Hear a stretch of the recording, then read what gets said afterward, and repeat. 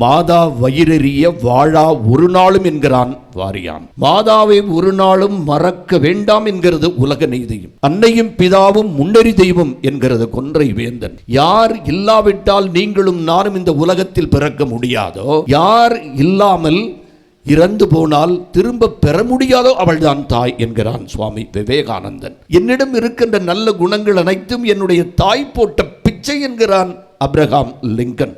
ஒரு தாயினுடைய காலடியில் தான் சொர்க்கம் இருக்கிறது என்று சொன்னார் நபிகள் நாயகம். காரணம் என்ன தெரியுமா?